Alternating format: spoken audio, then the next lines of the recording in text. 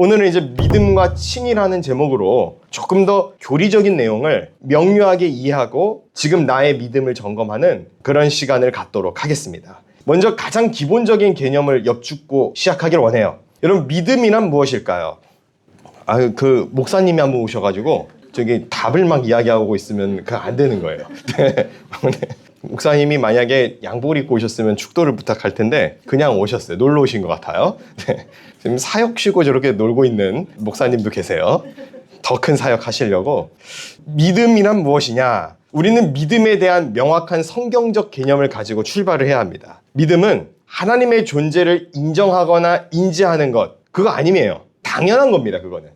이 당연한 것도 인지가 안 되는 사람들이 이제 무신론자죠. 그러니까 존재하는 대상을 인지하는 것을 두고 성경은 그걸 믿음이라고 말하지 않아요. 존재하는 걸 인지하는 것은 당연한 거예요. 심지어 성경에서는요, 귀신도 예수님을 알아봐요. 귀신은 예수님 모르는 거 아닙니까? 아니에요. 귀신이 예수님을 잘 압니다. 누가복음 8장 28절 보겠습니다. 예수를 보고 부르짖으며 그 앞에 엎드려 큰 소리로 불러 이르되 지극히 높으신 하나님의 아들이여, 아들 예수여, 당신이 나와 무슨 상관이 있나이까? 당신께 구하노니 나를 괴롭게 하지 마옵소서 하니. 29절 함께 봉독합니다. 이는 예수께서 이미 더러운 귀신을 명하사 그 사람에게서 나오라 하셨습니다. 귀신이 가끔 그 사람을 붙잡음으로 그를 쇠사슬과 고랑에 매어 지켰으되 그 맨 것을 끊고 귀신에게 몰려 광야로 나갔더라. 더러운 귀신도 예수님이 하나님의 아들이시고 심판주라는 사실을 알아요. 그러나 그 귀신의 그 알을 두고 믿음이 있다라고 말하지 않아요. 귀신의 믿음으로 구원 못 받습니다. 하나님의 아들인 걸 알아요. 예수님이 하나님의 아들인 걸 압니다. 그분이 부활하셨다는 것도 알아요. 심판하러 오실 것도 알아요. 그분이 창조주인 것도 알아요. 근데 구원 못 받는다는 거예요. 여기에 참 재밌는 것은 현대의 무신론자들은 이 귀신만도 못한 믿음을 갖고 있는 거죠. 귀신은 적어도 예수님이 하나님의 아들인 것은 알았어요. 알고도 안 믿는 거예요. 그러니까 귀신만도 못하는 사람들이 누가 있어요? 리처드 도킨슨, 크리스토퍼 히친스 이런 사람들이 있고, 최근에 이제 양정규 목사님이 우리 교회 지금 오늘 방문을 하셨는데 저분이 개인 유튜브를 하세요. 양심무스라 그래서 굳이 찾아서 구독은 하지 마세요. 혹시 하고 계신 성도님 있으면 이제 취소를 누르시면. 네, 저 목사님 뭐가 훌륭하시냐면 이제 지금부터 좋은 말씀 드리려고 하는 건데, 대학가를 다니세요. 그래서 티켓을 들고 무신론자 나랑 대화하시기 바랍니다 하는 거예요. 저 다 보지 않았어요. 보기 싫어서 안 봤는데 넘겨가면 보는데 제가 은혜가 된 부분이 있어요. 무신론자랑 한참 열띤 토론을 하고 하나님의 존재에 대해서 설명하고 그분이 예수 그리스도라는 거를 열심으로 변증을 하시는데 그 부분은 제가 더 잘하니까 굳이 제가 살펴보지 않았는데 마지막 기도해 주시더라고요. 그 무신론자 친구에게 손을 얹고. 그래서 참 저분 목사님이지 좀 웃기세요. 근데 목회자예요. 제가 거기서 은혜가 돼가지고 오늘 우리가 살아가고 있는 현대 시대에 무신론자들이 정말 많아요. 나는 신이 없다라고 생각한다 라고 생각하는 사람들이 있습니다. 그 사람들에게는 순서가 아주 복잡해지죠. 일단 하나님은 계셔부터 설명을 해야 되고, 그리고 그 하나님이 나를 위해 피 흘려 죽으신 예수님이셔, 이 설명을 해야 돼요. 또 무신론자는 아니에요. 신의 존재를 믿어요. 그런데 잘못 믿고 있어요. 알라 신을 믿고 있어요. 알라가 아니다. 야훼 하나님, 그리고 예수 그리스도, 이분을 믿어야 구원받는다. 또 설명을 해줘야 됩니다. 그러니까 우리는 늘 복음을 전하기 위해서 어떤 말을 해야 할 변론과 변증에 대하여 어느 정도의 상식과 신앙적 교리적 이해를 가지고 있어야 해요. 왜 그걸 가져야 됩니까? 전도하기 위해서. 영혼 구원하려고. 귀신이 만약 예수님의 존재에 대해서 몰랐다고 하면 쉬워요. 오히려. 야, 넌 예수님도 모르냐? 하나님의 아들이신 것도 모르냐? 이러고 우리가 치고 나가면 되는데 귀신이 더 잘 알아요. 심지어 이 당시 제자들보다도 더 잘 알고 있었어요. 이게 귀신의 지혜예요. 근데 알면서도 안 믿어요. 이게 귀신의 태도입니다. 또 여러분, 믿음이라는 것은 확률적인 계산이 아닙니다. 또 어떤 변증가들은 이렇게 변증을 해요. 지금 내가 앉아있는 이 의자, 여기에 앉을 수 있는 이유는 이 의자가 앉아도 무너지지 않을 거라는 믿음 때문입니다. 이런 변증을 합니다. 그러나 여러분, 이것은 엄밀한 의미에서 순수한 믿음이 아니고 여러 번 의자에 착석해본 경험에 따른 확률적 신뢰를 의미하는 거예요. 물에 빠지면 익사할 거라는 믿음. 여러분, 그걸 믿음 갖고 물에 빠집니까? 진짜 믿음은 뭐예요? 내가 물 위를 걸을 거라는 믿음. 물이 갈라질 거라는 믿음. 이걸 우린 믿음이라 그러지. 물에 빠지면 익사하게 돼. 난 이걸 믿어. 그건 상식이에요. 불에 손을 대면 내 손이 될 거야. 이거 상식입니다. 위에서 떨어지면, 옥상에서 떨어지면 나는 다치게 될 거야. 중력이라는 상식을 이해하고 있는 것이죠. 믿음의 영역이 아니고 이것은 상식의 영역이라는 거예요. 자, 귀신이 지금 믿고 있는 이 믿음이라는 영역도 사실은 상식의 영역입니다. 하나님의 아들, 예수님이 하나님의 아들이라는 것은 상식이에요, 상식. 이거를 무슨 어떤 대단한 결단적 믿음이 아니고 그건 당연히 이해하고 넘어가야 할 상식이라는 거예요. 그러니까 오늘날 상식의 수준조차도 이르지 못하는 사람들이 많다는 것은 참으로 안타까운 일이죠. 자, 그럼 성경적 믿음은 어떤 믿음이냐? 그런 차원의 믿음이 아니라는 거예요. 아까 어떤 목사님이 대답을 해준데 신뢰의 개념입니다. 신뢰. 히브리서 11장 8절 말씀을 볼게요. 함께 봉독하겠습니다. 믿음으로 아브라함은 부르심을 받았을 때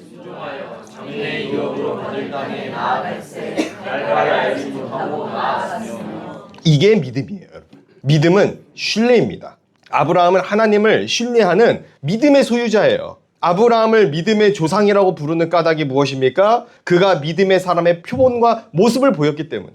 어떻게 318명의 가신을 데리고 고대 근동의 패권 전쟁을 하고 있는 5 부족이 엉켜서 싸우고 있는 그 전쟁 한복판으로 들어갈 수 있냐고요. 그 용기가 어디서 나옵니까? 하나님이 나와 함께한다라는 믿음. 그 믿음이 그를 움직이게 한 거예요. 그 조카 롯을 살려내기 위한 간절한 마음 가운데 하나님이 나와 함께 하시지. 이 믿음이 있는 거예요. 어떻게 자식 그 사랑하는 아들 이삭을 모리아산으로 끌고 가서 바칠 생각을 합니까? 아무리 하나님이 명령하셨어도 그렇지. 하나님 이거 정말 맞는 말씀입니까? 주님 정말 이게 맞는 명령이세요? 물어봐야 할 거 아니에요. 우리 같으면 그럴 것 같잖아요. 근데 아브라함은 그러지 않았다는 거예요. 왜요? 하나님께서 언약으로 주신 아들이니까 하나님께서 생각이 있으시겠지. 나를 이제껏 인도하신 하나님이라고 한다면 하나님께서 또 다른 기적을 베풀어 주시겠지. 그 믿음이 아브라함에게는 있었다라는 거예요. 오늘 저와 여러분도 이 시대의 믿음의 표본이 되어서 하나님의 자녀됨의 걸음을 날마다 걸어갈 수 있게 되시기를 예수님의 이름으로 간절히 축복합니다. 이제 믿음에 대한 바른 이해를 우리가 가진 상태에서 오늘 본문 말씀 봉독하겠습니다.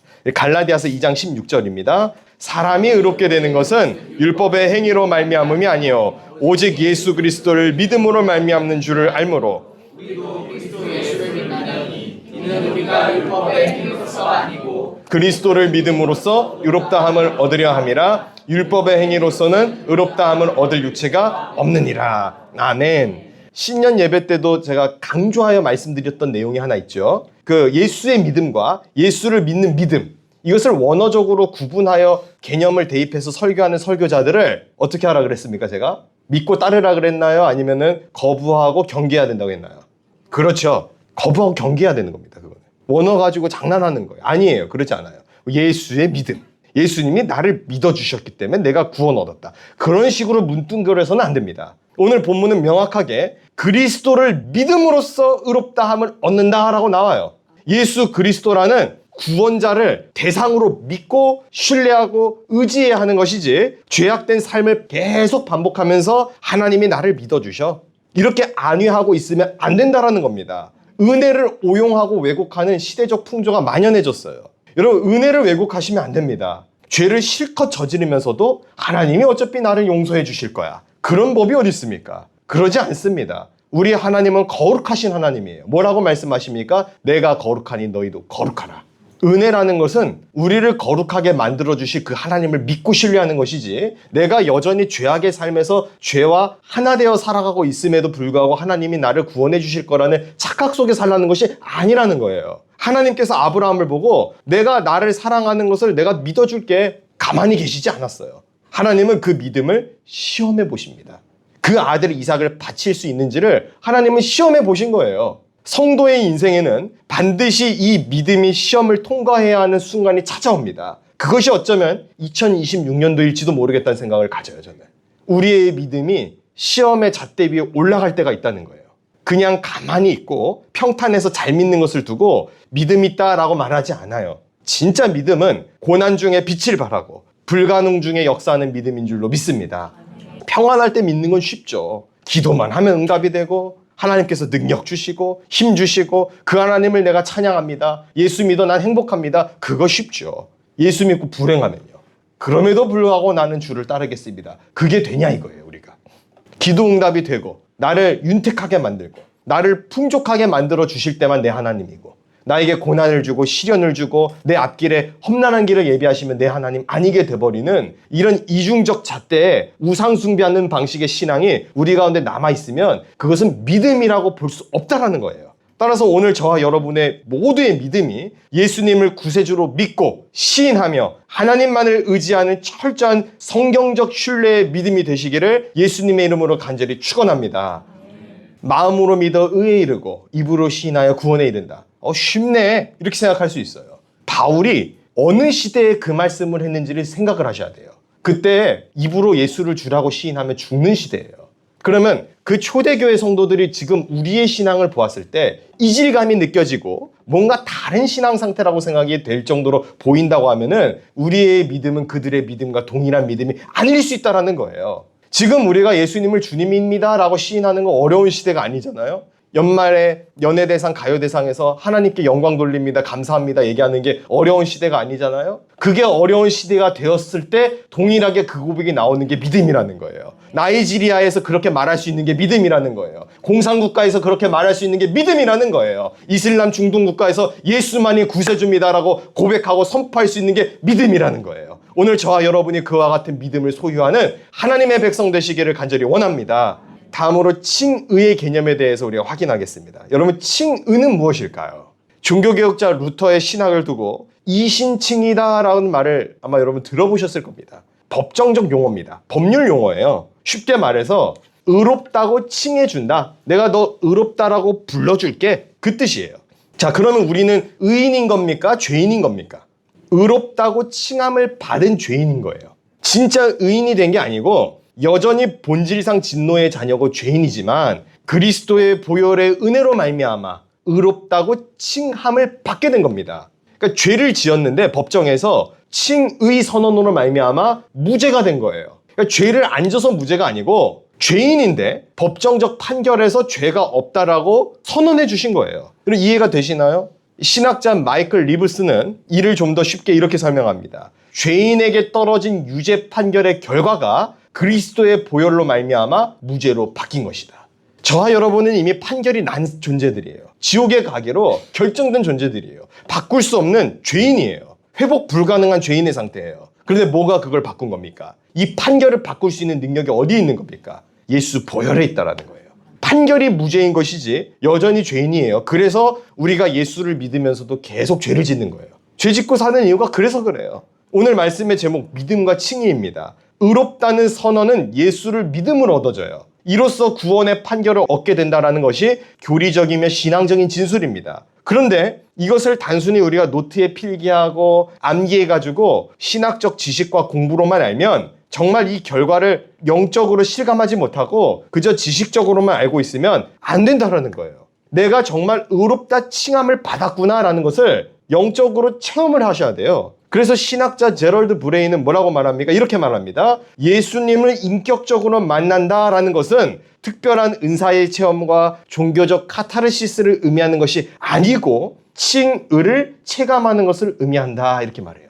칭의를 체감한다. 내가 예수 믿고서 죄사함 받아. 나의 모든 것 다 변했네. 우리가 그 찬양을 부르잖아요. 그 찬양을 부르면서 눈물이 흐르고 내 가슴이 뜨거워지고 십자가 구속의 은혜 앞에 내가 구원받았지. 이게 깨달아졌다면은 그게 칭의받은 자의 인생이라는 거예요. 사랑하는 성도 여러분, 오늘 이 시간 말씀 앞에서 칭의를 생생하게 체감하는 영적인 경험이 있기를 예수님의 이름으로 간절히 축원합니다.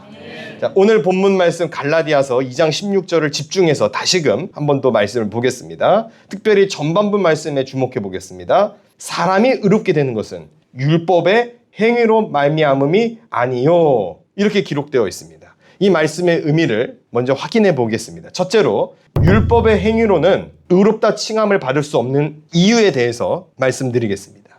간혹 가다가 교회를 오래 다녔는데 엉뚱한 소리를 하는 분들이 계세요. 가령 구약시대는 율법으로 구원 얻는 거지 라든지 유대인들은 예수님 몰라도 율법을 정확하게 지켜서 구원받는 사람도 있을 거야 라든지 예수님에 대해 듣지 못하고 죽은 그 과거의 사람들이나 오늘날 오지에 있어서 복음을 못 듣는 사람들은 율법적인 착함으로도 구원받을 수 있어 등등의 소리예요. 완전히 잘못된 주장들입니다. 혹시나도 그런 생각을 갖고 계시다면 안 됩니다. 성경은 그렇게 말하지 않아요. 왜 그런가 하면 오늘 본문에 그 내용이 등장합니다. 지금 갈라디아서 2장 말씀에서 사람이 의롭게 되는 것은 율법의 행위로 되는 것이 아니라고 말을 합니다. 즉 우리의 구원은 율법으로 이룰 수 있다라는 뜻입니까? 없다라는 뜻입니까? 없다라는 뜻이에요. 율법으로 구원을 못 이뤄요. 자, 그러면 이어지는 다음 질문이 있죠. 아니 그럼 지키지도 못할 율법을 우리에게 왜 주셨지? 이 질문이죠. 왜 하나님은 우리가 지키지도 못할 이 계명을 주셨을까요? 율법의 기능은 우리의 죄를 폭로하는 기능입니다. 즉 율법은 내가 하나님 앞에서 얼마나 처절한 죄인인지를 알게 하는 기능이에요. 너가 몇 점짜리냐? 0점짜리다. 이것을 가르쳐주는 기능으로서 율법이 작동한다는 거예요. 자, 그러면 율법이 필요합니까? 필요가 없습니까? 절대적으로 필요하죠. 이 율법은 복음이 필요하다라고 느끼게 해줄 수 있는 강력한 일반 은총이에요. 자, 그러나 율법으로 구원 얻는 것은 불가능합니다. 본래 아담이 선악과 안 먹으면 되는 거잖아요. 그것을 행할 수 있는 능력이 아담에게 없었을까요? 아담은 있었어요. 안 먹을 수 있었어요. 그런데 무너졌어요. 그래서 그 아담의 원죄를 뒤집어 쓴 인류는 이제 하나님의 계명과 명령을 지켜 행할 수 있는 능력을 상실하게 된 겁니다. 십계명을 한번 여러분 생각해 보세요. 십계명. 우리가 새신자 교육할 때도 2주차에 인간의 죄의 상태에 대해 설명할 때 십계명을 두고 설명을 하거든요. 혹시 우리 중에 나는 십계명을 완벽하게 다 지켜 라고 생각하는 분이 계시다고 한다면 그 사람은 그리스도가 필요 없는 사람인 거예요. 십계명은 당연히 엄수할 수 있는 기본적인 개념이라고 생각하는 사람들이 많이 있는데 단적인 예를 한번 들어볼게요. 제1계명 나 외에 다른 신 섬기지 말라 그러잖아요. 하나님께서. 우리 가운데 다른 신들이 얼마나 많습니까? 아닌데요. 저는 매 주일마다 교회 오는데요. 아닌데요. 저는 예수님 분명하게 믿는데요. 치고 들어오잖아요. 그런데 그 복음의 가치보다 더 소중하게 여기는 무언가가 자꾸 들어온단 말이에요. 이스라엘 백성들 십계명 알았습니까? 몰랐습니까? 알았어요. 모세의 통해 계명 받아서 전달해서 알고 있었어요. 그게 소중하다라는 것도 알았어요. 근데 사사기에서 왜 죄 짓나요? 사사기 보면서 답답하지 않나요? 왜 또 이래 얘네? 이런 생각이 들잖아요. 또 그래요. 근데 심지어 누구까지 그래? 사사들조차 그래요. 사사들조차도 사사 삼손을 생각해 보세요. 나시인으로서 하면 안 될 짓을 다 해요. 이방 여인 품죠. 주검에 손대죠. 아주 못된 짓을 하는 거예요. 나신인으로서 독주에 손대죠. 하면 안 될 짓을 다 해요. 그 결과 어떻게 됩니까? 눈알이 뽑히고 힘이 빠져나가는 그런 비참한 모습을 맞이하죠. 그러나 하나님이 또다시 한 번 은혜를 주셔서 이번 한 번만 너를 강하게 하여 주셔서 그 삼손을 통하여 다곤 신상을 무너뜨리시는 것은 전적인 하나님의 은혜예요. 삼손이 잘한 것은 하나도 없어요. 뭘 했어요 걔가? 여우 꼬리에 불이나 붙였죠. 힘이나 쓸 줄 알죠. 뭘 한 게 있어요. 꿀이나 먹고. 그러니까 한 거 없어요. 사실 보면. 그냥 물 갈증 나다가 또 애나꼬래 외치고. 그게 삼손이죠 뭐. 근데 그게 우리라는 거예요 사실. 왜 또 죄를 짓냐고요. 아니 사사기만 그렇습니까? 여러분 왕국 시대는 안 그래요? 통일왕국 시대는 그래도 괜찮았잖아요. 다윗은 죄 안 졌어요? 우리가 다윗 하면 제일 먼저 떠오르는 죄가 뭡니까? 바세바. 영원토록 지워지지 않아요. 그 이름은. 솔로몬은요? 솔로몬은 그래도 지혜의 왕이잖아요. 그 말년에 얼마나 많은 우상숭배했습니까? 지혜가 있었잖아요. 여호와만이 하나님인 걸 알았잖아요. 그 지혜의 근원 되시는 분은 주님이라는 걸 알잖아요. 그런데도 왜 이방 여인과 통혼을 하고 우상숭배하냐 이거예요. 알면서도 죄 짓는 게 인간이에요. 분열왕국이요? 말할 것도 없죠. 여로보암의 죄가 끊임없이 이어져요. 남유다는 그럼 괜찮았느냐? 중간중간에 있었죠. 괜찮은 사람들 한둘씩. 근데 아주 히스기야, 요시야 이 정도고 아주 엉망이에요. 왜 우상숭배하는 거예요 도대체? 왜? 여호와께서 먹고 살게 하시고 능력 주시고 구원 주시고 함께 하시고 전쟁에서 이기게 하시는데 왜 자꾸 바알에게 눈을 돌리고 아세라를 섬기고 왜 그러냐 이거예요. 이걸 어떻게 설명할 수 있습니까? 이거 죄예요 죄. 우리가 죄인이에요. 지금 우리의 모습도 어떻습니까? 하나님보다 앞서 행한 모든 것들 우리 안에 얼마나 많아요. 아마 분명 동해바다에 크리스찬들도 많이 가 있을걸요. 송구영 씨에 빠지고 쭉 그래만 보세요. 그 보고 있는 해는 내일 또 떠요. 그 해도 하나님의 피조물에 불과해요. 태양을 보며 다짐하죠. 나는 할 수 있어. 내년도에 나는 살을 뺄 거야. 내년도에 나는 금주를 할 거야. 내년도에 나는 달라질 거야. 달라지지 않습니다. 1월 둘째 주 보면 똑같아요. 그래도 한 주를 간 건 대단해요. 그럼 그 한 주를 지켜낸 자기 자신을 벌써 또 뿌듯해해요. 나는 했어. 하긴 뭘 해요. 그대로인데. 더 막 부먹고. 안 바뀌어요. 우리가 바뀔 수 있는 것은 그리스도의 은혜가 임해야지만 바뀌어요. 하루에도 12번도 넘게 우상과 하나님 사이를 줄타면서 지내는 게 우리 인간의 모습이에요. 저는 그 여러 목사님들이 다 경건할 거라고 생각하시면 안 돼요. 그 목회 세미나 가고 이러면은 가끔 그런 실수입니다. 실수인데 성도님들이 알면 충격받을 실수인데 목사님들이 식기도를 깜빡해요. 너무 배고파서. 그게 인간이에요, 그게. 뭐 주의 종이라고 신령하다고. 안 그래요. 하나님의 은혜가 임하지 않으면 한 방에 훅 간다고요. 그러니까 우리는 서로 기도해 줘야 됩니다. 제가 성도님들의 기도 제목을 묻잖아요. 여러분들을 위해서 저는 기도할 거거든요. 여러분들도 저를 위해 기도를 해주셔야 돼요. 우리 목사님이 돈 앞에 무너지지 않게 하여 주옵소서. 이성 앞에 무너지지 않게 하여 주옵소서. 오로지 말씀에만 매이게 하여 주옵소서. 그런 기도를 여러분들이 해주셔야 따질 수 있는 자격이 생기는 거예요. 그냥 기도도 안 하고 있다가 당했다가 목사님 왜 저래요? 이러면은 안 받아줄 거예요. 그런 태도는. 오로지 항의는 기도하는 자만 할 수 있는 거예요. 그러니까 여러분들 기도해 주세요. 기도. 바로 이걸 인정하고 털썩 무릎 꿇게 만들고 내가 죄인입니다 깨닫고 좌절하게 만드는 것. 그게 율법의 기능입니다. 율법은 우리가 정말 처절한 죄인임을 깨달을 수 있도록 이끌어주세요. 본당 자리 있으니까 본당으로 들어오세요. 가급적이면 자리가 있으니까요. 본당에서 예배 드리는 게 좋아요.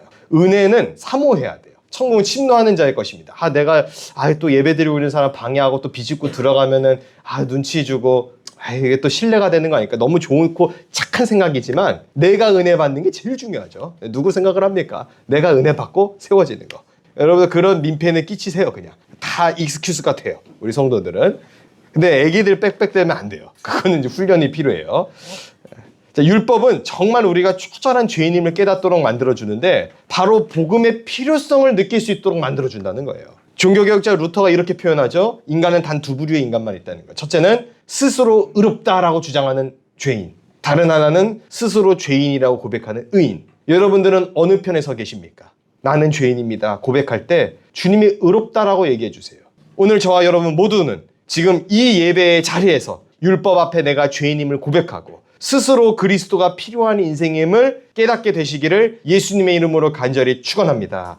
두 번째로 예수 그리스도를 믿는 믿음으로 의로울 수 있는 이유가 있어요. 우리 후반절 말씀을 보겠습니다. 오직 예수 그리스도를 믿음으로 말미암는 줄 알므로 우리도 그리스도 예수를 믿나니 이는 우리가 율법의 행위로서가 아니고 그리스도를 믿음으로써 의롭다함을 얻으려 함이라. 율법의 행위로서는 의롭다함을 얻을 육체가 없느니라.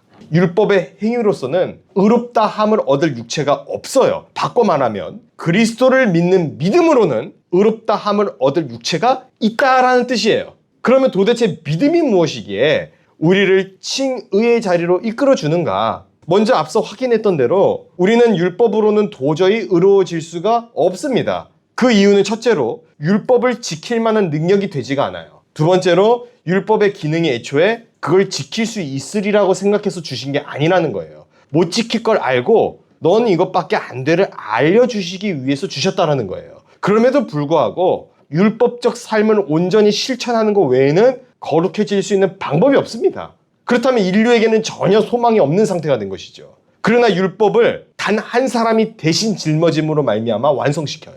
그분이 누구십니까? 예수 그리스도.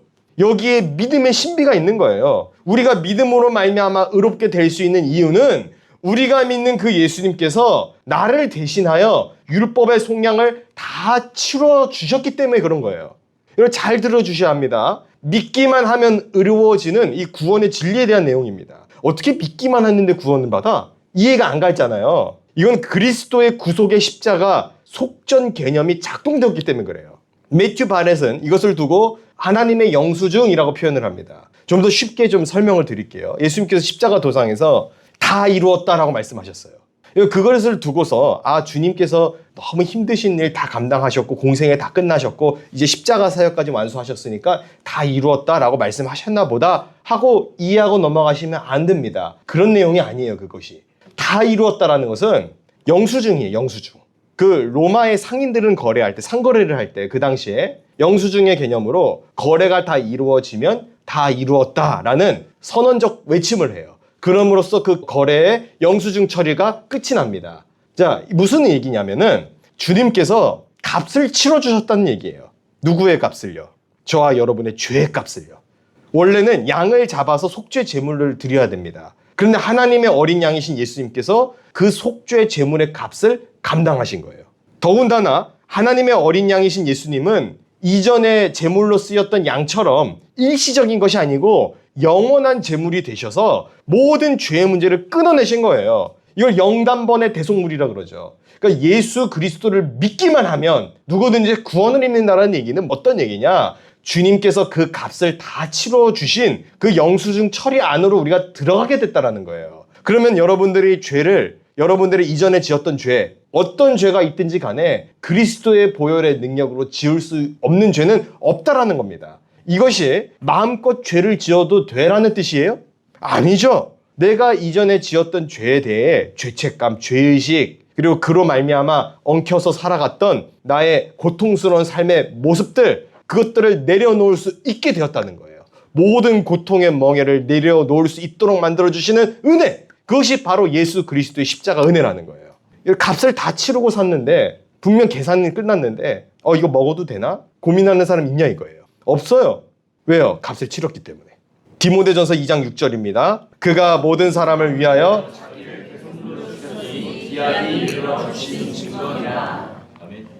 한 번 더 봉독하겠습니다. 그가 모든 사람을 위하여 아멘. 율법이 폐기된 것이 아니고요. 십자가로 율법의 모든 제사 항목들을 종결하신 거예요.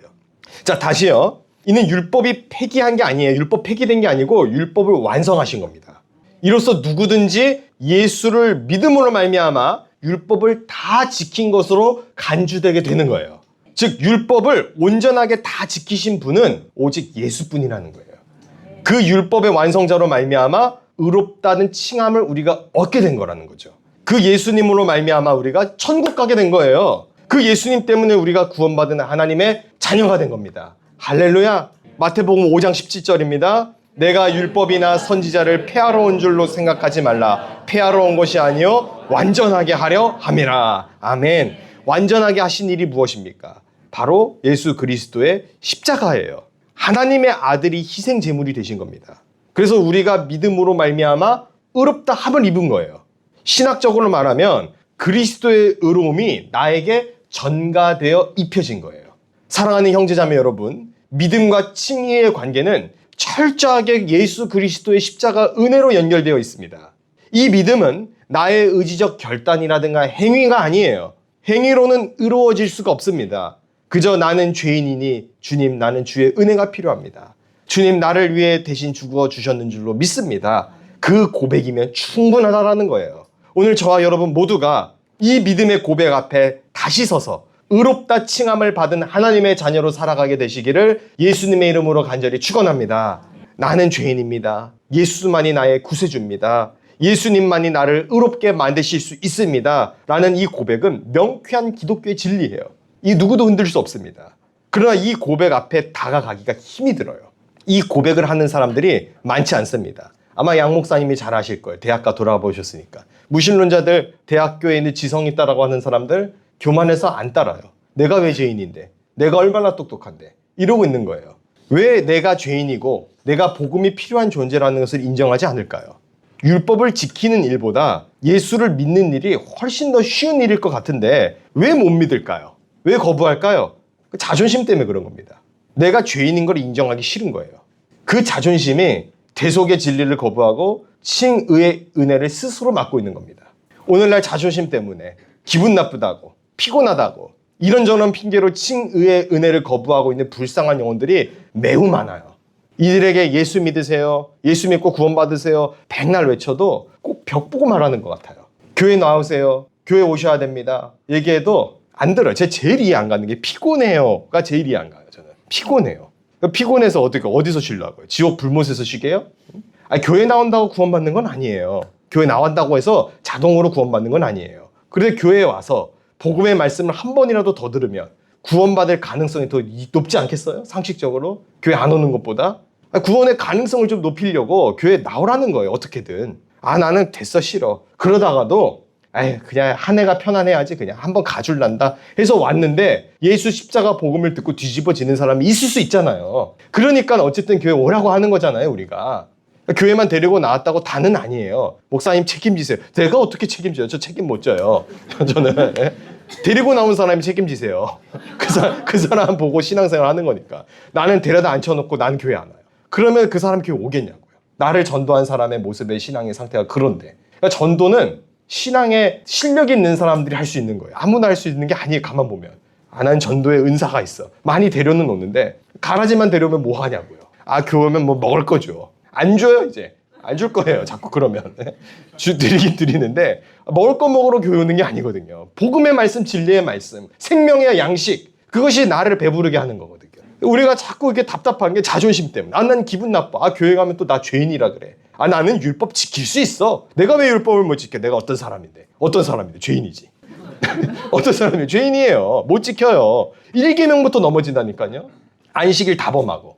안식일 범하잖아요. 토요일날 예배드리고 봉사자들은 토요일 예배드리고 주일에는 봉사만 한다. 그러니까 안식일 범하는 거죠. 그게 무슨 논리가 그래요. 주님의 주일에 부활하셨는데 주의 날을 지켜야 할 거 아니에요. 그러니까 자기식대로 재해석하는 거예요. 이거는 이렇게 편의상 이렇게 바꿔도 돼. 누가 바꾸래요.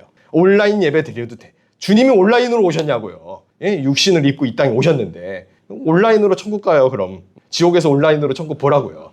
그게 바로 부자예요. 온라인으로 나사로 그건 아닌데 아무튼 네. 그러니까 여러분 예수 믿으세요 하는데 안 듣잖아요. 좌절하지 마세요. 절대 좌절할 이유 없어요. 믿기만 하면 구원받는다라는 이 위대한 진리 앞에 갈급하면 오게 되어 있어요. 갈급하면 와요. 결국엔 영접하게 되어 있는 거예요. 저 사람 왜 예수 안 믿을까? 내가 우리 아버지를 위하여, 우리 어머니를 위하여, 우리 형제들을 위하여 이렇게 눈물로 기도하는데 주님 왜 응답 안 해주십니까? 응답하실 거예요. 주 예수를 믿으라. 그리하면 너와 내 집이 구원받는다고 되어 있어요. 그날로 간수장의 집의 사람들은 그날 세례받았어요. 그곳이 옥터가 교회가 되었어요. 어떻게 그런 역사가 있을 수 있느냐? 복음이 들어가니까. 내가 예수 믿는 믿음의 복음의 삶을 살아가면 내 가족들 당연히 전도하죠. 이거 예수 믿고 달라졌네? 예수가 뭐길래? 그 질문이 나오면 끝장난 거예요. 그럼 된 거예요. 그럼. 죽기 직전에 믿을 수도 있어요. 심지어. 내가 끝까지 거부했는데 자존심 때문에 믿어야겠다. 나 믿어야겠다. 교회 한번 가야지. 된 거예요. 교회 한번 가야지라는 마음이 어떻게 생기냐고요. 하나님의 은혜를 주시지 않고 어떻게 생길 수 있냐고요. 나중에 나는 좀 괜찮아지 교회 한번 갈 거야. 그런 마음을 어떻게 가질 수 있냐는 거예요. 하나님의 은혜를 주시고 그 영혼을 사랑하기 때문에 생길 수 있는 거 아니겠습니까? 그러니까 여러분 염려하지 말라는 거예요. 내가 구원 못했으면 어떡하지? 내가 못해서는 상관없어요. 하나님의 은혜가 주권이 붙들어주면 그 영혼은 구원받게 되어 있는 거예요. 우리는 역할이 뭡니까? 때를 얻든지 얻지 못하든지 뭐만 하면 돼요? 복음만 전하면 돼요. 기쁜 소식만. 이것이 이미 앞서 의롭다 칭함을 받은 우리가 은혜로 살아가는 방식이라는 거예요. 이 방식에서 타협이 없게 되시기를 간절히 원합니다. 하나님께서 여러분들의 영혼을 붙잡아 주실 것이고 천국에서 영화로운 삶을 약속해 주셨어요. 그 약속된 삶을 우리가 걸어가게 될 것입니다. 예수만을 구세주로 믿으면, 예수를 믿기만 하면 모든 율법적 죄악들이 그리스도의 은혜 안에서, 십자가 보혈의 은혜 안에서 녹아지고 그 영혼을 하나님의 나라로 이끌어 주실 거라는 거예요. 이제 2026년도 한 해는 칭의의 자리에서 출발하여 성화의 여정으로 걸어감으로 말미암아 믿음으로 하나님을 기쁘게 하는 우리 성혈의 모든 성도들 다 되시기를 예수님의 이름으로 간절히 축원합니다.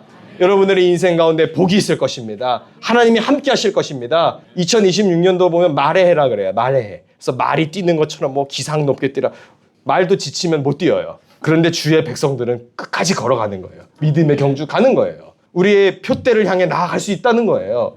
교회가 작은데요. 교회가 아직은 상가에 있는데요. 그게 무슨 상관이 있어요? 복음의 말씀이면 충분하죠. 하나님께서 우리에게 이미 행할 수 있는 능력을 주셨어요. 복음의 능력이 얼마나 위대하냐면 예수를 믿고 거듭난 순간 우리가 빚진 마음으로 살아가기 시작하는데 그 인생이 차원이 다른 삶을 살게 된다는 거예요. 내가 이제부터 율법을 잘 지켜내야지. 결심이 아니에요. 아니에요. 그게 아니고 말씀대로 살아갈 수 있는 삶의 모습으로 변화되는데 어떻게까지 변화되냐? 그게 안 되면 안 될 정도로. 예수 믿고 구원받은 자의 특징이 뭐냐면 복음을 전하지 않으면 안 될 정도로 못 견디는 상태가 되는 거예요. 스데반이 그렇게 해서 죽었어요. 누가 스데반 보고 불쌍하다고 말할 수 있겠습니까? 그 인생이 복음 전하다 죽은 인생 되었는데. 손양원 목사님이 그렇게 해서 공산주의자를 품었어요. 자기 두 아들을 죽인 적대적 원수 아닙니까? 여러분 공산주의의 그 정신을 무너뜨릴 수 있는 것은 예수 십자가 보혈밖에 없는 거예요. 그들이 가장 두려워하는 것은 교회입니다. 그래서 어떻게 해서든지 교회를 상대로 공격을 하는 거예요. 이슬람이요? 이란에 지금 수많은 영혼들이 구원받고 있는 거 아세요? 예수 믿고 변화되고 있어요. 어떻게 되는 일입니까? 이슬람 국가에서. 그게 어떻게 가능하냐고요. 주님이 역사하니까 가능한 거예요. 우리는 불가능할 거라 그러거든요. 저 사람은 오랫동안 절에 다녀서 안 될 거야. 안 되긴 뭐가 안 돼요. 승려한테도 비구니한테도 예수 믿고 구원받으세요 전도했어요. 소년보고 책 보셔서 알잖아요. 그 승려가 예수 믿고 구원받잖아요. 어떻게 그런 일이 가능하냐고요. 믿으니까요. 하나님이 하시면 될 것이다라는 믿음. 저 사람은 승려니까. 우리 교회에 여러분 절 오랫동안 다니셨던 집사님들 계세요. 누구라고 말은 안 할 거예요. 제가 몇 분 계세요. 어떻게 된 거예요 그러면? 하나님이 붙잡아 주시니까. 그게 왜 안 됩니까? 그게 되죠.